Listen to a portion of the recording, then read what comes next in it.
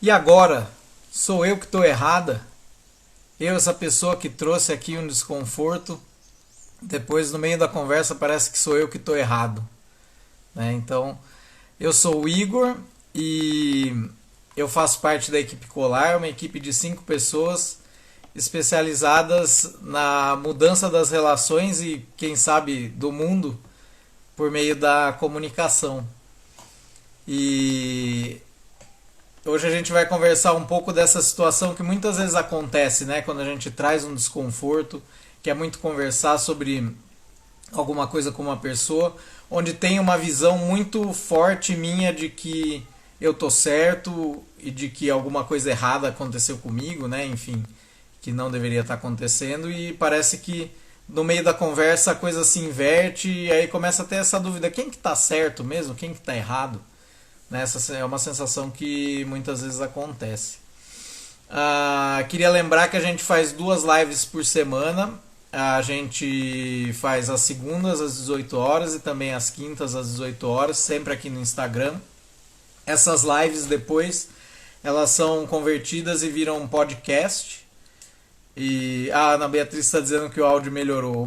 Obrigado. E assim, mando saudações para quem está escutando o podcast e não está vendo a gente ao vivo aqui. Essa transmissão foi feita hoje, 12 de setembro de 22. A gente também sempre pede, né? Mandem sugestões de temas, comentem o que vocês estão achando. Né, essas lives elas vão ficar gravadas aqui no Insta, a gente não sabe até quando, mas elas estão disponíveis no podcast também, como eu disse, né? Porque essas lives elas normalmente seguem os nossos projetos e então ah, nem elas tempo, né? Vão seguindo esses projetos. E por falar em projetos, né? A gente tem o projeto da comunidade Clar que está rolando. Agora as inscrições estão abertas o tempo todo. Então, se você quiser conhecer, basta entrar no nosso Linktree, tem o link na bio do Insta da equipe Colar e por ali você consegue conhecer qual é a proposta da comunidade, onde a gente oferece alguns encontros ao longo da semana, às terças, quintas e sábados. Sábado não, agora mudou para domingo. São terças, quintas e domingos que a gente oferece os encontros. Além disso, tem também o fórum para as pessoas trocarem, pedirem escuta, tem também os pares empáticos que trocam toda semana. Enfim, é uma possibilidade de você se manter ativo e praticando essas novas formas de se comunicar que a gente propõe aqui, né? A Paulinha e a Lê chegaram já. E acho que é um pouco disso. Eu queria falar um pouquinho. É muito legal esse tema, porque a gente definiu esses temas, acho que na semana passada, e eu e a Lei, a gente teve uma conversa difícil esse fim de semana, onde o jeito que a conversa começou foi assim, ela perguntou, o que está acontecendo? Eu falei, então, eu estou passando por uma coisa aqui dentro de mim que está difícil de processar, e o que está tornando muito difícil de processar é que não faz sentido racionalmente isso que eu estou sentindo. Né? Então era como se eu próprio, antes do começo da conversa, já estivesse achando que eu estava errado. Né? E isso rolou uma treta. A gente passou uma hora aqui, um horário que estava sem as crianças digerindo isso daí, né? Processando. E, e aí, muito essa coisa, né, do certo e do errado, e como às vezes para mim parece muito assim, que eu entro em um movimento de. Quando vem essa ideia, né, será que eu estou errado?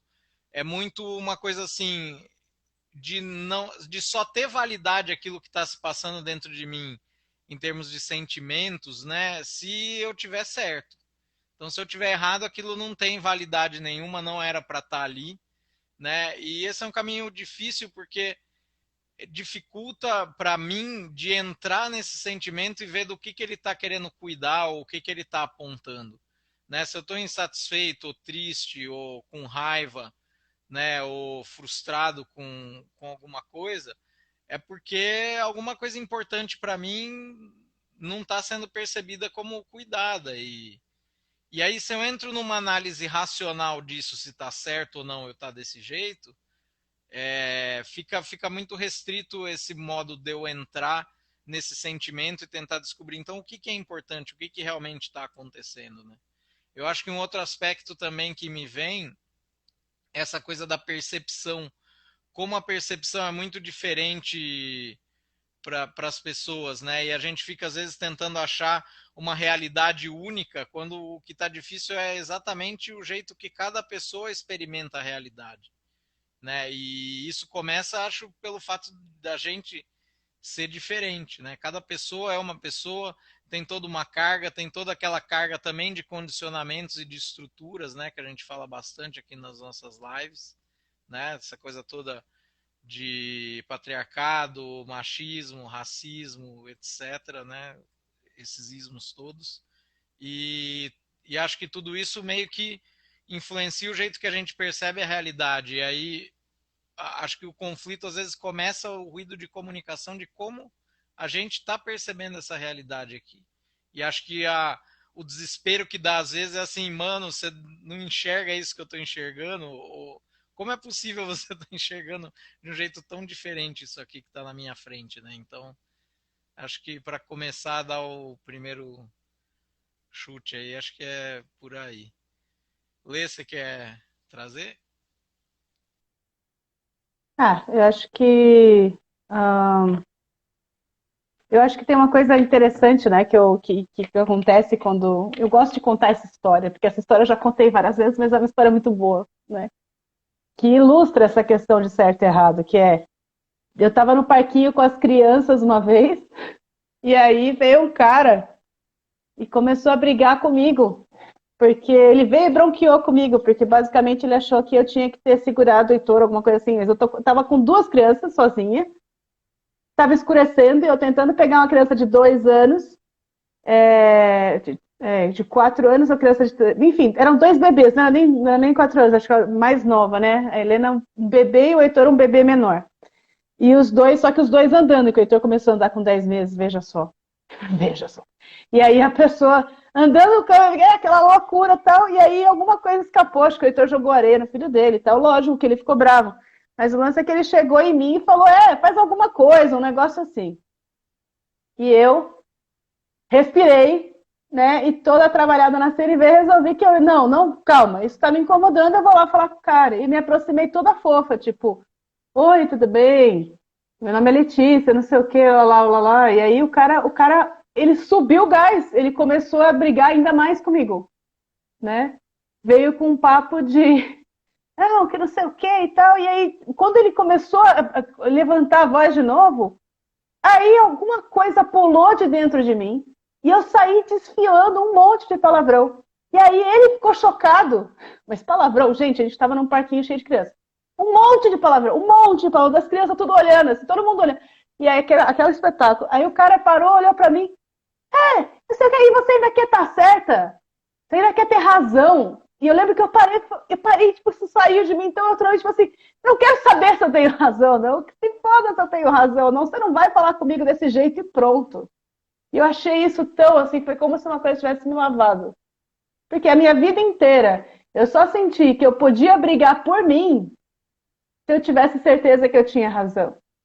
E eu sou uma pessoa ariana, arretada, né? Eu me coloco na frente dos outros o tempo inteiro, puxo as pessoas, defendo. Mas para defender a mim mesma sempre foi muito difícil. Porque era isso, às vezes eu congelava parando, será que eu estou errada? Será que sou eu que estou errada? E aí eu não conseguia falar, eu não conseguia articular pensamento, porque eu estava ali tentando nessa matemática, que nem aquele meme da Renata Sorrah, né? Não sei o que, trigonometria de não sei o que, tipo, será que eu que estou errada? Fui eu que zoei o rolê. Então, é complexo, né? E congelava. E eu acho muito lindo isso, porque né, nesse trabalho todo de comunicação que a gente faz, de autoconhecimento e tudo mais, por quê? Porque a gente chega num lugar que não é sobre ser certo ou errado, sobre cuidado. Né? Não estou falando que está certo eu gritar um monte de palavrão e pular no pescoço de alguém no meio do parquinho. Não pulei, tá, gente? Podia ter pulado, mas não pulei. Mas, assim, que a gente tem o direito de cuidar da gente, de ter cuidado com a gente, independentemente de ter razão ou não, de estar certa ou não. Como a gente vive num mundo que fica o tempo inteiro dividindo as pessoas entre certas e erradas, quem tem razão e quem não tem, muitas vezes a gente cai nessa. A gente começa a pirar que se a gente não consegue, sabe, encontrar, será que eu estou certa? A gente não se permite cuidar da gente, a gente não se permite ver o que está importante para a gente, né? Enfim, para mim foi muito libertador isso. Descobrir, aprender e desenvolver em mim meios de cuidar de mim sem fazer essa pergunta quem está certo e está errado. E cuidar de outras pessoas também sem fazer essa pergunta. Porque deixa de ser sobre quem está certo e quem está errado e passa a ser sobre como que a gente vai cuidar dessa situação. Né? O que está importante para mim, o que está importante para outra pessoa, como que a gente consegue cuidar disso daqui de um jeito que é bom para todo mundo. Que fica cuidado. Né?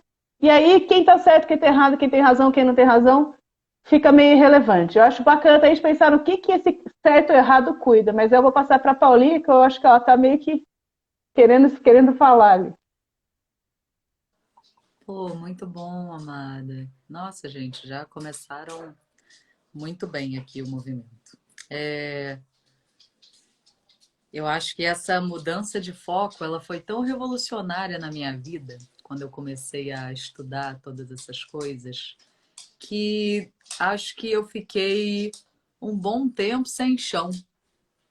Eu não sabia mais interagir, eu não sabia mais o que fazer nos meus momentos de conflito, porque eu ainda não tinha internalizado essa questão desse novo foco, né? Nas minhas necessidades, no que estava importante ali para mim no momento, no que eu queria atingir. Às vezes eu só queria estar certa, eu não tinha nenhum objetivo dentro da interação, né? Quando eu pensava, cara, beleza, em determinadas situações eu consegui estar certa, né? Eu consegui vencer o argumento, eu consegui sair por cima na discussão. E aí depois eu via que eu preferia não ter feito isso que eu tinha feito e ter continuado com a conexão com aquela pessoa. Que eu tinha, entre aspas, escolhido algo que não era o mais importante que eu queria cuidar ali naquele momento. Que tá certa me custou a relação com aquela outra pessoa. E aí eu vi que eu tinha escolha, né? Eu tinha escolha de não querer focar nisso em todas as minhas interações. Não querer estar com essa pergunta de fundo o tempo todo, né? Quem é que tá certo? Como é que eu posso sair certa dessa situação? Como é que eu posso demonstrar que o meu argumento é o melhor? Como é que eu posso, né, ganhar? É como se fosse uma coisa de competição também, né? Essa coisa de quem tá certo e quem tá errado, né? Porque se você tá certo, você ganha. Quem tá errado, geralmente é punido. Então, fica se conectando também com essa questão de, de justiça retributiva, punitiva. Porque eu não quero estar errada. Porque se eu estiver errada, eu me ferro. Não tem, não tem outra solução possível nessa forma de pensar, né, binária, ou certo ou errado. Uma parte vai ganhar, outra parte vai perder. Então, acho que essa questão, né, desse novo foco de atenção e de eu poder escolher e perceber e cada vez ter mais consciência do que eu estou querendo cuidar ali dentro daquela situação, para mim começou a transformar a forma com que eu estava vendo as situações. E a mim mesma, inclusive, né, que nem a Lê falou muito bem, poxa vida, eu posso decidir fincar o meu pé no chão, não interessa se eu estou certa, se eu estou errada, nessa situação tá importante para mim tal coisa, né? Então, acho que essa questão de sair desse binarismo, né, do certo e do errado, isso me dá um pouco mais de poder de escolha. Aí isso me traz uma sensação de autonomia, de liberdade, né? De, pô, como se eu tivesse recuperado um poder aqui, né?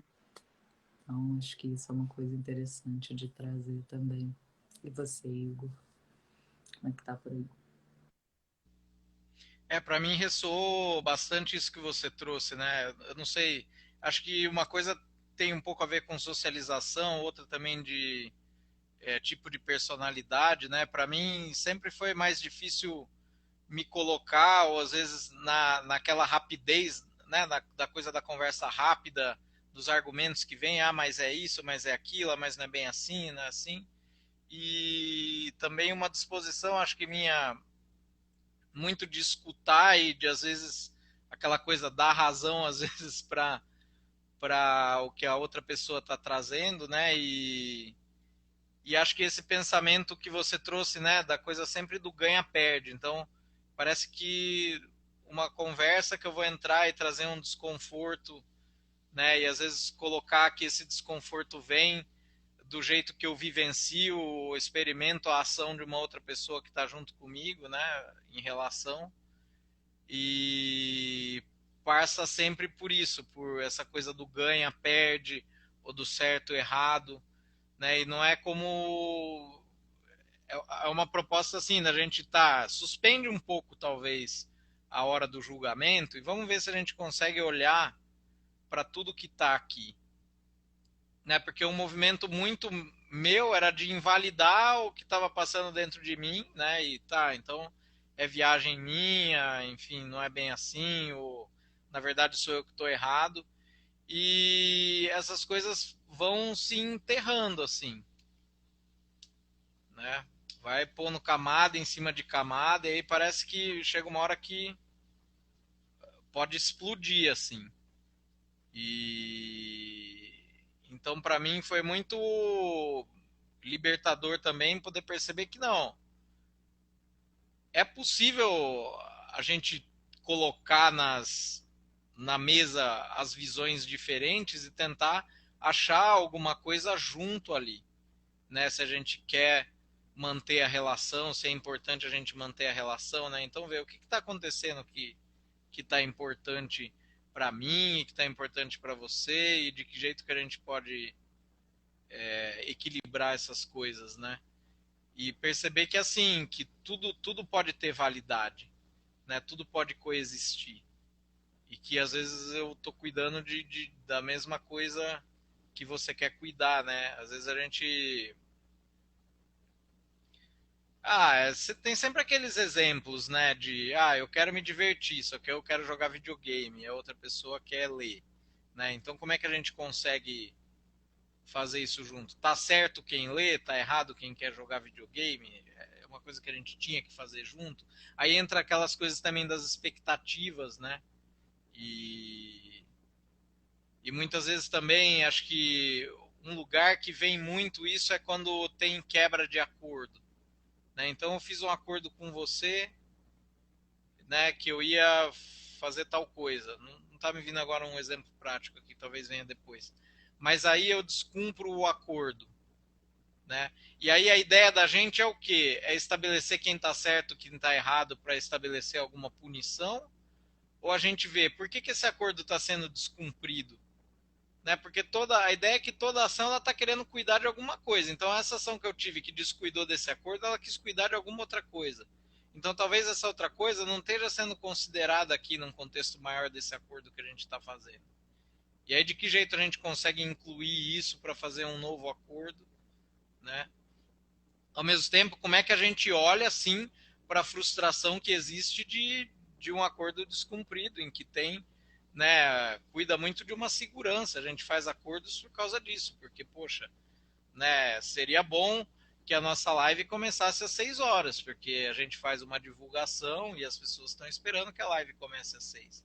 Mas aí eu posso, sei lá, hoje eu tô com sono, eu não vou abrir a live às 6, vou abrir às 6h10, né? E como é que a gente cuida disso que foi frustrado, né? Dessa dor que fica pelo acordo descumprido, né? São coisas que é importante a gente trazer para a conversa, né? Então, essa coisa do certo e do errado, ele implica muito assim, alguém se colocar numa posição, estou certo, você está errado, então agora você vai pagar, ou, né, precisa ter algum tipo de punição. E será que a punição vai cuidar dessa coisa maior que a gente está querendo? Né? São umas reflexões que vêm assim. Enquanto isso eu vou pensando em exemplos aqui. Lê. Eu acho que uma coisa que parece que o certo e errado cuida para mim, quando isso vem na minha cabeça, e eu tô nessa estrada faz 10 anos, e ainda é um pensamento muito forte, porque isso vem da nossa cultura de um jeito muito forte. A cultura punitiva, ela se baseia em certos e errados. A gente faz leis e regras, e parece que não para servir as pessoas e as necessidades das pessoas, mas para separar o mundo em pessoas boas e pessoas más. As pessoas boas cumprem as regras, as pessoas más descumprem as regras. A partir do momento em que uma pessoa descumpriu a lei, eu tenho o direito de tratar ela como menos humana do que outras pessoas cumpridoras da lei. Então, fica uma coisa meio assim. Por quê? Porque como a gente está o tempo inteiro sofrendo consequências físicas das escolhas que a gente faz, o nosso foco fica inteiro no jeito que as pessoas olham para a gente e deixa de ir para aquilo que faz sentido para a gente. Então, a gente passa a pautar as nossas ações com base nisso, com base no olhar da outra pessoa, e nem tanto com base naquilo que faz sentido para mim, né?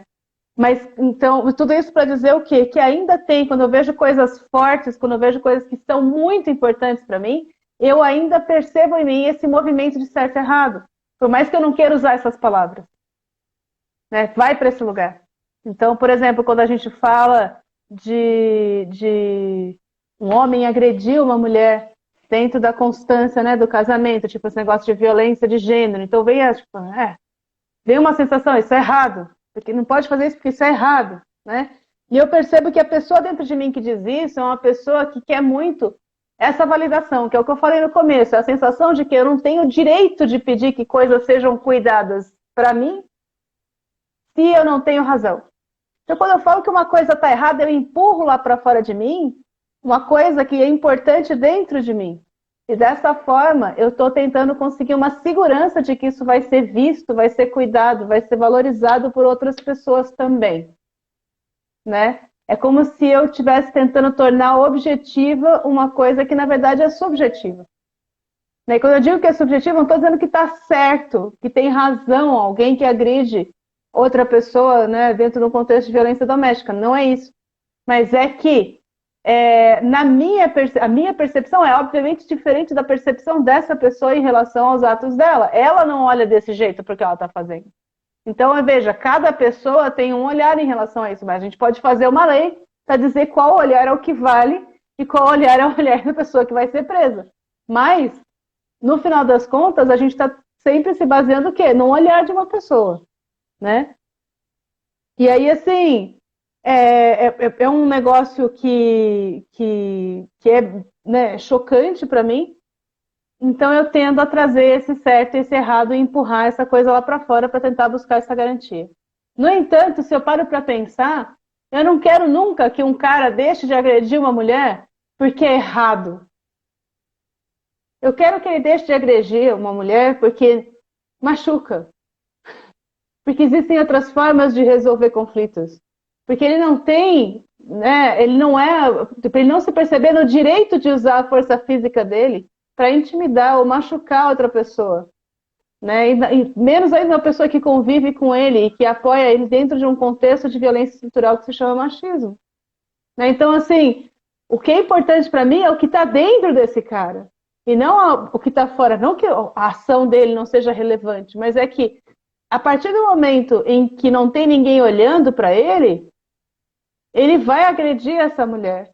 Se isso não tiver dentro dele, se dentro dele não tiver algo que diz para ele que isso não se faz, que eu não quero fazer isso, porque isso não faz sentido nesse mundo em que eu vivo, do jeito que eu quero viver, no mundo em que eu quero criar, né? Que é o que a gente vê com relação às crianças muitas vezes, né? Quando a gente tem um ambiente muito punitivo, as crianças tendem a ter atitudes diferentes quando os pais estão olhando e quando os pais não estão olhando, quando tem adultos por perto e quando não tem adultos por perto. Né? Por quê? Porque ela se pauta pelo que vai acontecer comigo se eu fizer isso ou não. E eu acho isso interessante. Um outro aspecto também, quando a gente fala de certo e errado, e essa coisa da desumanização, que para mim deixa isso muito claro, um exemplo que eu gosto de dar é o quê? São os direitos das pessoas encarceradas. Né? Que é comum que, por exemplo, tenha muito apelo e muito impacto quando a gente fala que mais de 30% da população carcerária hoje, das pessoas presas hoje, nunca foram julgadas. Isso as pessoas sempre ficam... meu Deus, né? Mas quando a gente fala que as pessoas que estão encarceradas estão vivendo num presídio onde cabe 1.600 pessoas, estão 6.500, as pessoas não sentem esse mesmo impacto, porque elas pensam que o quê? Ah, a pessoa descumpriu a lei, está lá dentro, azar, né? Ela que pensasse nisso antes de praticar o crime. Então, assim, parece que você ter praticado um crime é algo que torna você, o seu sofrimento menos relevante, ou menos importante, ou assim, né? E aquilo que eu falei lá no começo, quando eu dei o exemplo do parquinho, não interessa se eu tenho razão ou não, você não vai falar comigo desse jeito. Então, para mim, assim, não interessa o que, que essa pessoa fez. Ela é um ser humano e existem formas de se tratar pessoas, e eu não quero. Essa é uma barreira que eu não pretendo quebrar. Não interessa o que ela tenha feito. Né? Eu não vou me permitir tratar um ser humano dessa forma. Por quê? Porque não, porque é uma pessoa e para mim é importante esse cuidado, esse respeito, esse acolhimento com todos os seres humanos. Essa igualdade, esse lugar de olhar, né? Que a gente trate daquilo que aconteceu, que a gente cuide do que aconteceu de uma forma que não passe pela desumanização da outra pessoa. Porque, assim, o meu conceito de segurança para mim e para as pessoas ao meu redor e para o mundo passa muito por um lugar de todo mundo ter esse respeito fundamental, de que não interessa o que você faça, você não vai ser tratado como menos que humano, né, de uma forma desumana. Enfim. Paulinha, quer falar? Irado, amada. Pô, muito massa. E teve uma coisa que você comentou que eu queria puxar um pouco mais assim, que foi essa questão da gente agir por coação, por medo, ou por querer, ou o outro lado, né, por querer agradar, por querer, né, fazer pela outra pessoa somente, né? Tudo isso vem desse mesmo lugar, né? De que eu não estou olhando para dentro e percebendo o que está importante de cuidar aqui para mim, né? Acho que essa é uma coisa que é muito importante da gente sempre trazer essa motivação intrínseca do que está acontecendo comigo e da minha motivação para estar fazendo o que eu faço. Porque se eu só, né, é aquela história da banana split que você já contou uma vez aqui, né, Lê? Você acaba fazendo para o outro aplaudir, para o outro se agradar, para o outro ser feliz, mas e o sentido que isso faz para mim, né? E aí entra nessa mesma coisa de estar errado e de não estar, de querer estar certo ou não. Fica sempre um foco externo e se perde essa motivação e essa importância do que é válido para mim, do que é importante para mim, do que eu tô querendo cuidar e fazer, o que eu quero agora, né? Então, tem uma quando a gente fala de pedidos, né, desse lugar de ter trocas com outras pessoas, né? Somos seres interdependentes e vamos estar tendo que pedir as coisas uns para os outros, né, para a gente conseguir continuar convivendo uns com os outros, né, fazendo acordos, como o Igor disse mais cedo. E tem uma questão de você estar sempre checando se aquela outra pessoa está fazendo isso por algum tipo de coação, se ela está fazendo isso por medo, se ela está fazendo isso por medo de perder o seu amor, né, se ela está fazendo isso por algum motivo que não seja ela também querer fazer isso para ela, né, para a relação, para contribuir e não por estar se sentindo compelida a isso, né, por vergonha, por culpa, por medo. Porque e aí por que que a gente fala isso, né? Por que que isso seria importante? Ah, isso daí não deixaria a coisa ser feita de qualquer forma? Sim, ao mesmo tempo você está custando aquela relação. Você está aos poucos, com cada questão dessa que vai sendo feita sem uma real, né, sem a pessoa estar vendo real sentido naquilo que está fazendo para você e para cuidar daquela relação, isso vai desgastando. E isso pode acabar com as nossas relações, né? Esse lugar de você estar o tempo todo agindo com medo de estar errado ou querendo estar certo. Então, acho que é um pouco disso. E você, Igor? Eu achei legal isso que você trouxe, porque eu comecei a lembrar, sei a ler, né?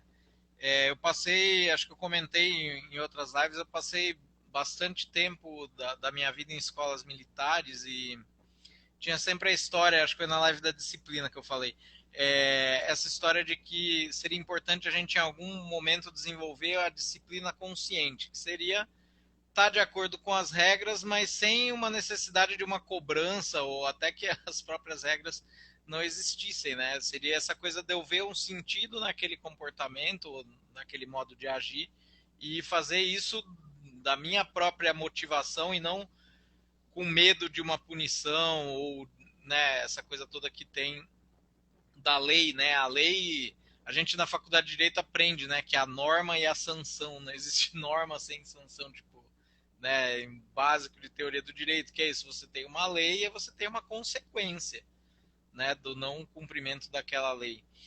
E agora o que eu percebia muito é o quê? Quando você tem um sistema fortemente punitivo e muito voltado para essa coisa do comportamento e não propriamente, né, das motivações, o que acontece é que muitas vezes o processo começa a ser você desenvolver jeitos de não de, das pessoas não descobrirem que você está descumprindo a regra, né? De você de algum jeito mentir ou, né, escamotear, disfarçar, né, aquele descumprimento, porque é aquilo, eu olho para aquela regra, ela não faz sentido para mim, eu não vou cumprir ela. Só que aquilo, quando eu sei que existe um sistema punitivo, é o que eu vou fazer? Vou dar um jeito de encobrir, né? Então acaba que ou a pessoa cumpre com base no medo, é aquilo que a gente sempre fala, né, da rebeldia ou da submissão. E aí é complicado porque quando a gente está nesse lugar de rebeldia e submissão, a gente não está em diálogo, né? E construindo conjuntamente. E o efeito disso acaba sendo o quê? Que aí eu já introjeto que tem certas coisas que são erradas, e aí eu nem acesso elas dentro de mim. Aí eu meio que estou voltando lá para o começo. Né? Então, por exemplo, quando eu percebo que eu estou sentindo aqueles sentimentos indizíveis, como ciúmes, inveja, né? Quanto que eu me permito entrar e perceber para onde esses sentimentos estão apontando quando eu já coloco eles como errados? Não, eu não devia sentir isso. É errado sentir isso, eu não posso sentir ciúmes. Né? Isso aí ofende a liberdade das outras pessoas, eu não posso sentir inveja porque isso é um sentimento feio e horroroso. Mas eu sinto isso todo dia. Né? A gente sente, essas coisas brotam na gente.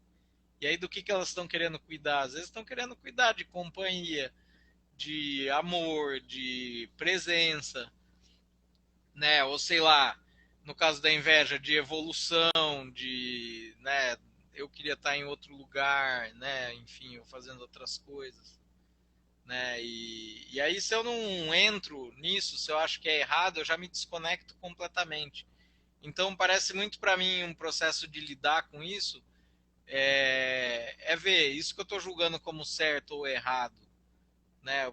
Por que eu estou julgando dessa maneira, né? Tipo, dar aquele passo atrás e voltar um pouco. Tá vindo muito para mim isso, né? Porque aí eu consigo, principalmente quando eu acho que eu estou errado, né?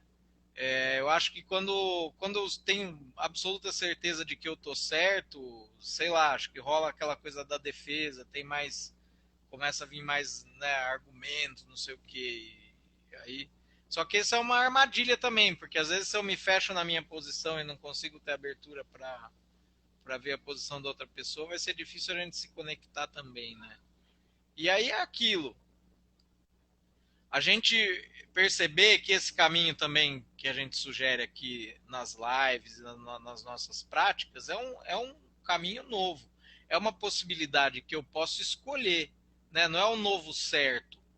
Né? Então, olhar assim, né, que nem aquele exemplo que a Lê trouxe no começo lá, é uma escolha. Ela poderia, sei lá, ter tentado se conectar com o cara e escutar ele, tal, tal. Só que aquilo, ela pôs um limite. O cara atravessou um limite ali para ela que ela falou: não, a conversa não continua dessa maneira aqui entre a gente.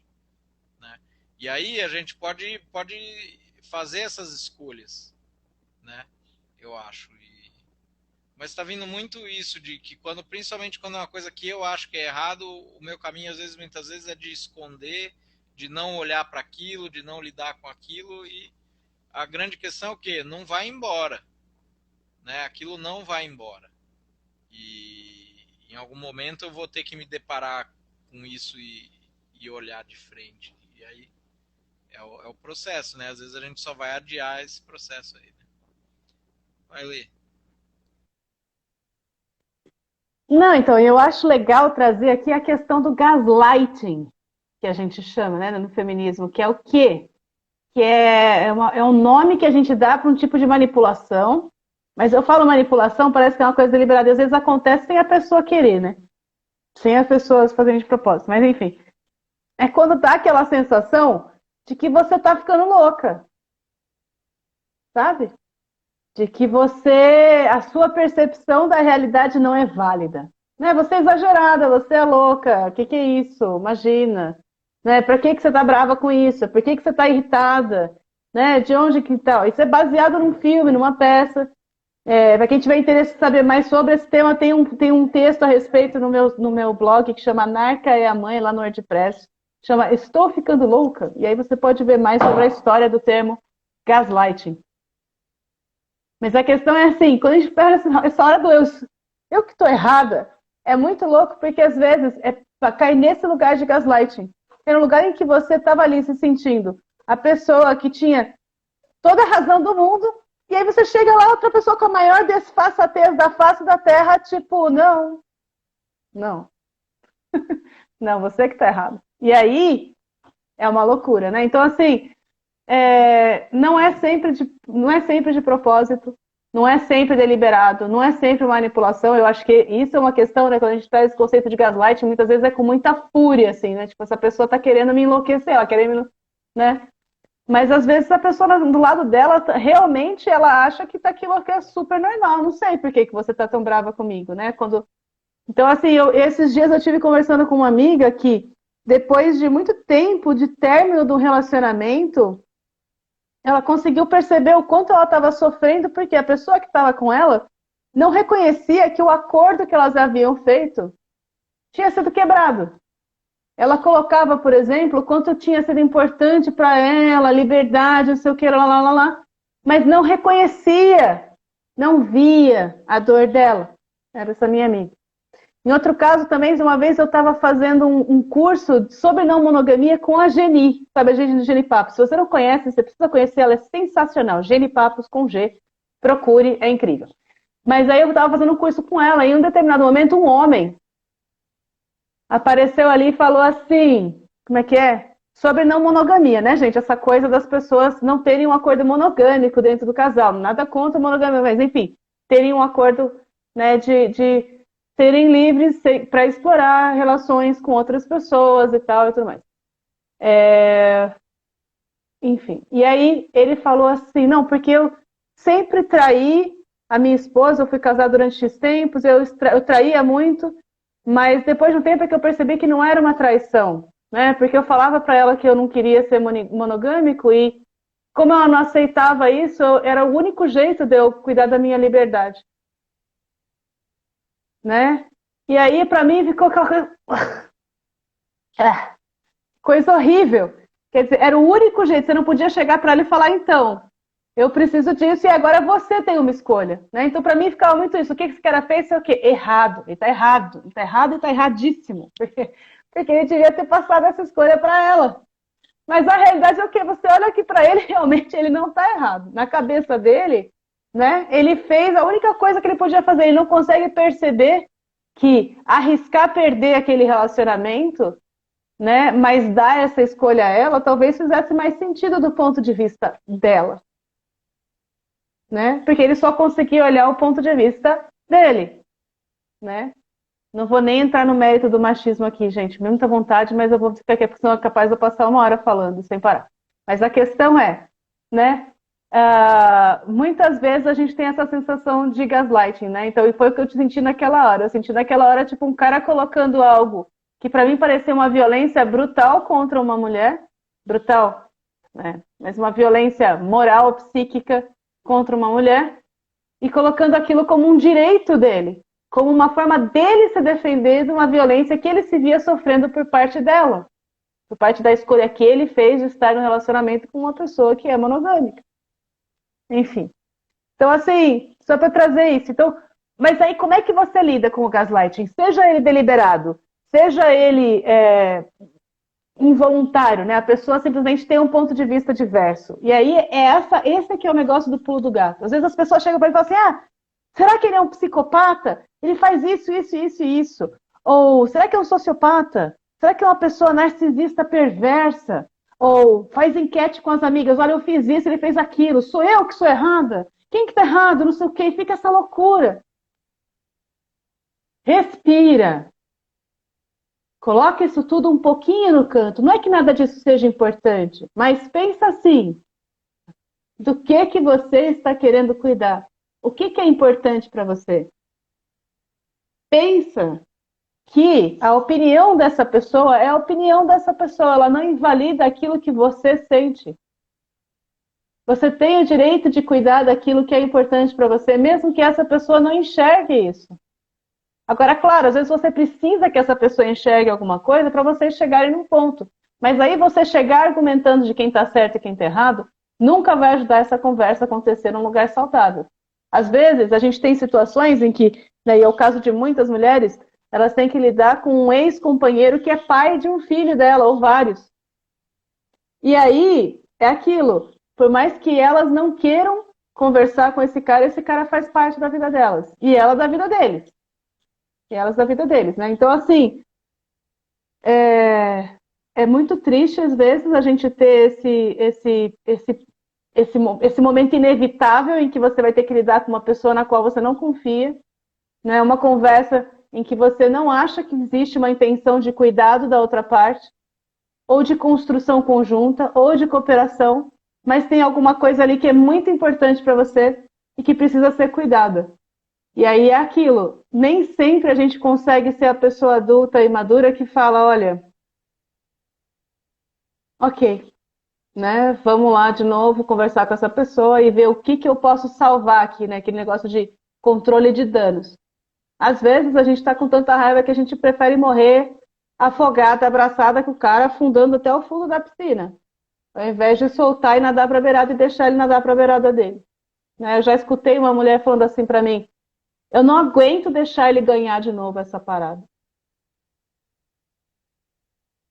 Né? Eu não aguento deixar ele ganhar de novo essa parada, mesmo sabendo que eu vou perder junto com ele. E é muito fácil julgar essa postura. É muito fácil olhar e falar, é bom. Eu já vi um cara falando assim, boa sorte no seu caminho de dor e sofrimento. Que coisa. Boa sorte. Eu acho tão escroto, né? Pra que falar uma coisa dessa? Mas sim, é muito fácil julgar. Mas, ao mesmo tempo, todo mundo, eu acho que é muito difícil alguém que não tenha passado por uma situação em que você estava sentindo tanta dor, tanta raiva, tanta mágoa, que você não estava realmente se importando com as consequências para você. Você só queria que aquela outra pessoa sentisse dor, porque você estava sentindo dor e você precisava ser visto. Né? Enfim, uma coisa assim. E você, Paulinho? Putz, uma necessidade de empatia brutal, agora sim, né? Tipo, cara, eu só quero que você sinta a dor que eu tô sentindo, né? Foda. Cara, eu lembrei de uma história sobre essa coisa de tá errado e de não tá, que eu fiquei com vontade de contar aqui, né? Eu deliberadamente abri mão da minha necessidade de estar certa, que naquele caso eu achava que eu estava, e para poder cuidar de outras coisas que estavam importantes. Mas eu só consegui fazer essa escolha porque eu tive consciência disso, né? Eu e o Lucas, uma vez a gente bateu de carro. A gente estava atravessando um cruzamento numa ladeira. O, o farol estava piscando, né? O semáforo, ou farol, depende de onde você está no Brasil. Tava piscando amarelo, né? Então tem a atenção, não estava nem fechado nem aberto. Ou sinal. Esse daí é novo para mim. E aí, o cara tava subindo a ladeira e ele não diminuiu a velocidade e bateu na gente. A situação foi rodando ali, né, conversando, e eu devia estar com uma cara de merda horrível, que eu tava com ódio, eu tava chateada, eu tava cansada, tinha acabado de bater o carro. E aí o cara entrou numa comigo. Só que o carro dele tava funcionando e o nosso não. E a gente precisava dele para ir embora. E aí ele entrou numa de que eu tava com aquela cara feia pra ele, que tava julgando ele, de que ele não ia, então ele ia embora pra casa dele, que ele não queria mais, né, ter nada a ver com a gente, ia ficar cada um com o seu prejuízo e que ele não ia ajudar porcaria nenhuma. E aí eu respondi, falei assim, brother, nada a ver, cara. O que eu falei? Não falei nada. Né? Ele falou, ainda vai tirar de carioca, me chamando de brother. E aí fudeu, porque eu sou carioca, eu falo assim. E aí eu acho que eu chamei ele de outra coisa que carioca também fala. Eu falei, parceiro, e aí, você vai implicar com o jeito que eu tô te chamando? Ele, parceiro, não sei o quê, vai ficar aqui me tirando. E aí eu falei, velho, como é que eu vou fazer agora? Eu não sei o que fazer. E aí o cara ameaçando ir embora real e largar eu e o Lucas ali, né? Sem apoio para poder pelo menos voltar para casa, né, cara? E aí foi na hora que eu falei, cara, desculpa, eu tô triste, eu tô chateada, eu tô com raiva, eu tô frustrada, eu acabei de bater o carro, não tem nada a ver com você. Eu não quero que você ache que tem a ver com você. Foi mal. Não quero que você vá embora. A gente precisa da sua ajuda. Por favor, não vá embora, me desculpa. E aí eu pedi desculpa, sabendo que eu não tinha feito nada de errado. Porque naquele momento, para mim, o importante estava sendo receber apoio daquele maldito daquele ser humano que a gente precisava ali naquele momento.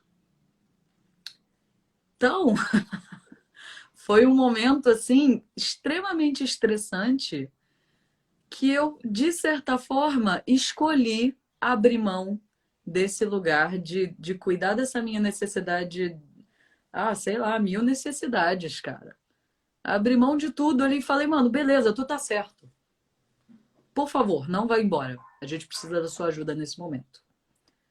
E aí esse foi um momento que depois eu cheguei em casa e eu chorava de raiva com o Lucas. Chorava de raiva. Porque aquele cara, nossa, 1000 xingamentos vêm na minha cabeça. Eu tive que, né, abrir mão ali de toda aquela integridade ali, daquela dignidade para poder cuidar da situação. E aí, de certa forma, eu não me arrependo, não. Porque, putz, a gente ia ter ficado muito ferrado se né, o cara tivesse ido embora e não tivesse dado esse apoio pra gente. Então, acaba que quando eu tenho a escolha, eu posso acabar escolhendo, né? Me conectar com aquilo que eu tô achando mais importante no momento. E aí depende.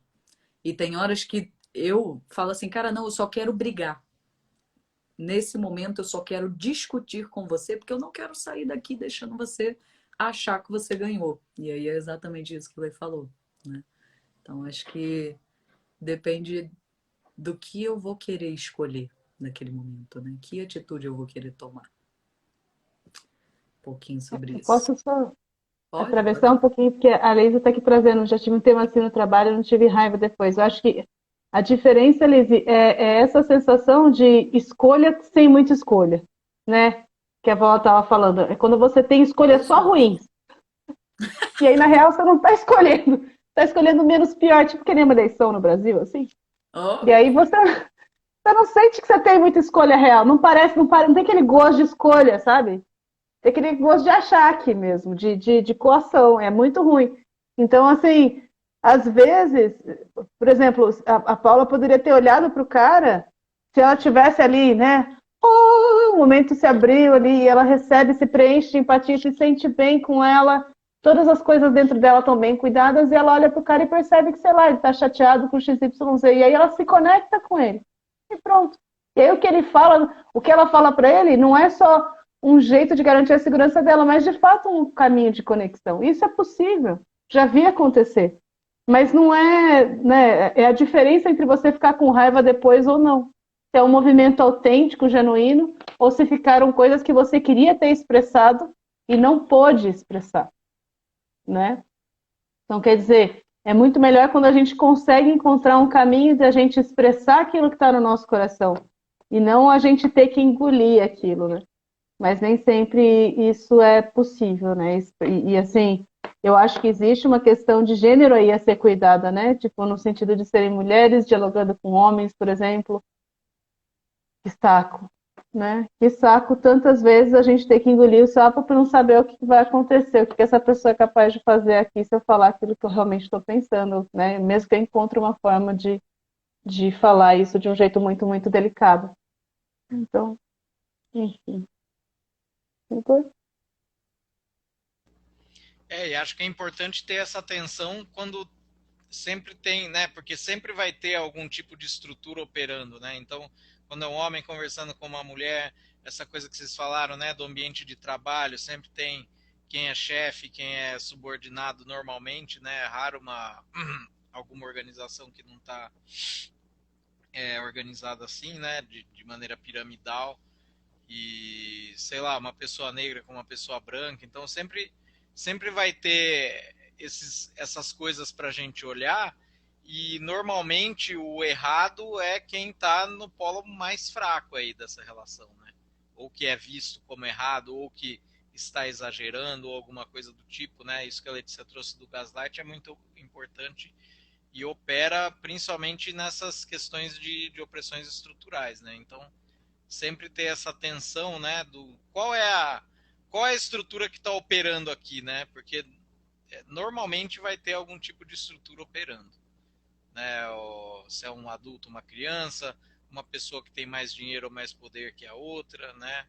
E essas coisas todas das opressões estruturais, né?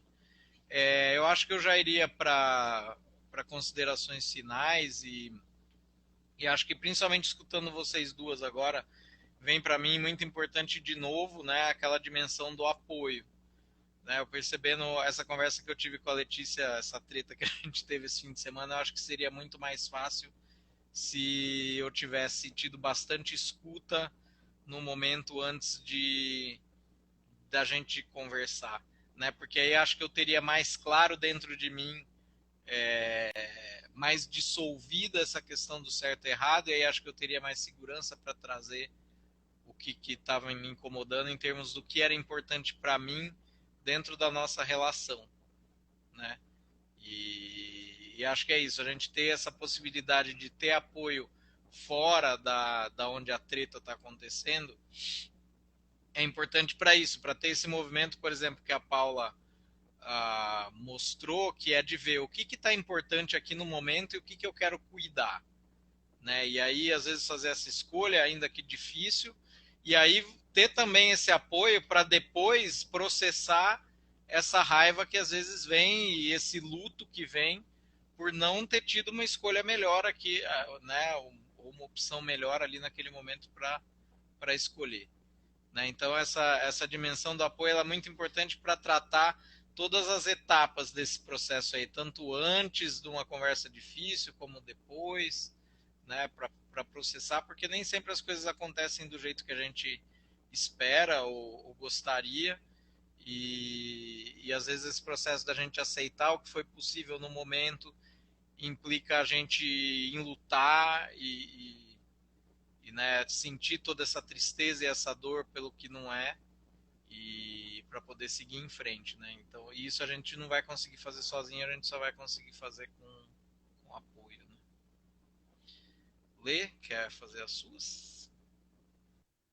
Sim, acho que basicamente isso, né? De mergulhar em mim, encontrar o que está importante para mim, para poder fazer uma escolha consciente. Mesmo quando a escolha consciente é aquilo, é a situação da Paulinha, mas uma escolha que não é uma escolha que me agrada, mas dentro do cenário é o que tenho disponível para mim. E mais tarde eu vou encontrar uma pessoa com quem eu possa desabafar e descarregar e chorar. Tudo aquilo que eu não pude dizer naquela situação em que dizer aquilo me colocava em risco, né? Ou fazer a escolha de realmente, né, se isso está disponível para mim, né, de me conectar com a pessoa. Acho isso muito interessante. Muitas vezes a gente ter espaços de empatia para a gente, recarregam a gente num lugar em que a gente consegue fazer esse movimento de coração leve. A gente, não é que a gente, eu sou, como é que é? O que vem de baixo não me atinge, ou eu sou maior do que. Não é, você realmente, você vê a pessoa esbravejando e você percebe que não é com você. Porque nunca é. Ela está esbravejando com alguém ali dentro dela. Mas, cansada, com sono, com fome, carro batido, parado no meio da rua. Não existe ser humano que seja, sabe, isso é uma coisa, assim, muito, muito louca. Com criança, muitas vezes acontece isso, da gente estar na relação com a criança e a criança fazer uma coisa, e aí vem muito essas paradas do certo e errado, porque a gente cresceu quando a gente fazia isso, era errado, era erradíssimo. Eu falei, é errado. Então aí, a criança faz uma coisa com a gente e você sente aquilo, sabe? Tipo, gente, isso tá errado, o que acontece? Heitor fica bravo e às vezes ele fica muito agressivo. Né? E já aconteceu sim, dele chegar, sabe, tipo, bater ou empurrar alguma coisa a mim. Na minha vida, como criança, uma coisa assim significava tipo uma surra, no mínimo. Aqui em casa a gente não bate em criança, mas ainda fica uma coisa na minha cabeça, tipo, como que você vai deixar? Eu acho engraçado porque nenhuma outra relação no mundo, se uma pessoa xinga a outra, por exemplo, fica todo mundo falando, você não vai bater nela? Pelo contrário, né? É o que a gente fala, né? Se uma criança bate na outra porque xingou, a gente fala que tá errado.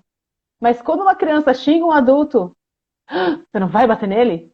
Tipo assim, não vou bater nele, velho. É uma criança, né? Mas é difícil, porque tem aquele momento. E é muito incrível aquela hora em que eu tô suficientemente cuidada e apoiada para ter espaço para respirar e abraçar essa pessoa. E quantas vezes, depois de um momento de agressão verbal, assim, que você vê que ele tá bravo e fala uma coisa, não sei o que, você puxa e abraça e a criança chora no seu colo. Sabe? E isso é muito, muito, muito louco, velho. Porque se você vai pro seu primeiro impulso de tretar e de levar aquilo para você, ele tá brigando comigo, então... respira, abraça. Você sente o corpinho soluçando aqui. Então, assim, é muito impressionante isso para mim. Sempre, né? O quanto você ter apoio te permite apoiar outras pessoas quando elas precisam de apoio também. Né? Então, esse nosso trabalho de trazer a comunidade, de apoiar a comunicação das pessoas, vem muito desse lugar de ver o reflexo disso nas nossas vidas. Né? E esse ancoramento que é fundamental, né? Nos nossos sentimentos, de saber o que está acontecendo dentro da gente para a gente conseguir apoiar melhor as outras pessoas enquanto isso está acontecendo dentro delas também. Enfim. E você, Paulinha? Ai, gente, muito bom. Eu vou trazer uma outra dimensão do apoio, assim, também, porque só apoio, né? Apoio é a melhor coisa. E do que? Qual parte que eu queria trazer, assim, né? É essa questão de quando a gente. Quando surge essa dúvida, né? Eu que estou errada? É porque às vezes eu estou com dificuldade de perceber o que está importante para mim aqui dentro que eu estou querendo cuidar. Né? E às vezes eu preciso de apoio para poder descobrir isso, para eu poder descobrir e validar os meus próprios sentimentos, as minhas próprias necessidades, tudo aquilo que está importante para mim, o que eu estou querendo alcançar com essa questão, né? O que eu estou querendo fazer aqui dentro e que eu às vezes não consigo nem identificar. Então, essa questão de identificação e validação, né? Consciência e legitimação daquilo que eu descobri, ele vem muito com apoio. Então, eu tá, né, trocando com pessoas e recebendo empatia e recebendo escuta para essas questões em que eu fico com essa dúvida, né? Será que eu tô certo? Será que eu tô errada? Será que o outro tá errado? Será que o outro tá certo? A gente com esse olhar mais profundo, né, que vai por trás das questões, né, das estratégias, das questões objetivas ali, e tenta entender o que está mais profundo, a gente consegue sair desse paradigma de certo e errado e se aprofundar um pouco mais em lugares que a gente pode se conectar e se encontrar com as outras pessoas. Mas muitas vezes eu não consigo fazer isso sozinha. Eu preciso de escuta, eu preciso trocar com outra pessoa, né? Então, por isso que o apoio ele é essencial, importante. E por isso que a Colar cria essa comunidade de práticas para transformação de conflitos e apoio empático e troca de escuta. Tudo isso a gente tem dentro da comunidade Colar. Aproveite para assinar a nossa comunidade e vir participar dos encontros, receber escuta, né? Fazer todo esse movimento que a gente divulga por aqui com esse trabalho. E que é muito lindo, gente. A gente não fala, não é à toa. Acho que a gente pode fazer os avisos, né? 7 e 1. Então, esse da comunidade é uma delas. Isso, é.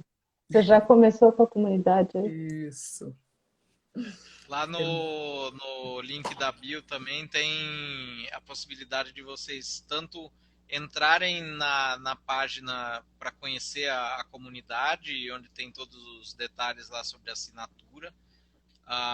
Tem também uma outra coisa lá no link, que são os grupos as listas de distribuição de avisos das nossas lives e outras iniciativas da Colar, que são pelo WhatsApp. A gente sabe que o Instagram nem sempre notifica a tempo, então por ali você consegue acompanhar os dias que tem live, e às vezes a gente divulga também alguma outra ação que a gente está fazendo. E também tem o link, que mais? Que tinha, gatinho? Acho que é isso, né? Acho que é isso, é. Só falar mesmo que, assim, entrando também nesses lugares, vocês conseguem acesso, né? Quando a gente solta curso, coisa assim, live, tudo vocês ficam sabendo antes. Muito Lembrei feliz o de ver que vocês por faltou. aqui. O que faltou? O Spotify. Lá também tem um link para o Spotify. Vocês podem procurar no Spotify também por Equipe Colar. Tem os podcasts que a gente gravou, né? Essa live aqui vai virar podcast também depois. E por lá vocês conseguem acompanhar tudo que a gente já fez já há bastante tempo, né? A Colar já está próxima do seu aniversário. Sim! Colé faz aniversário dia 4 de outubro, gente. Aguardem que vai ter surpresa. Vai ter festinha. Isso. Muito obrigada por terem vindo. Obrigada por ouvir. Um prazer estar com vocês, como sempre. E entrem em contato com a gente para falar se vocês gostaram, se não gostaram. Mandem para outras pessoas, salvem, marquem, enfim. Né? Divulguem se tiverem sentido que o que a gente fala faz sentido. Enfim, estamos por aí. E digam que temas vocês gostariam de escutar por aqui, que a gente pode escolher para poder falar, viu? Aproveitem. A gente fala. E já deixar falado. Desculpa, Paulo. Uhum. Não, já deixar avisado que na quinta-feira a gente vai ter outra vez uma escuta empática ao vivo, demonstração, né? Quem sabe faz ao vivo, as pessoas ousadas, audaciosas. A gente vai fazer uma escuta empática ao vivo de novo, dessa vez da Neidinha, que é uma participante da nossa comunidade. Então, se você quiser escutar, para dar uma olhada que raios é essa escuta empática que essas pessoas ficam falando tanto, quinta-feira às 18 horas a gente vai ter outra demonstração. Então, é isso. Beijo. Beijo, gente. Valeu, gente. Valeu. Boa noite. Beijo.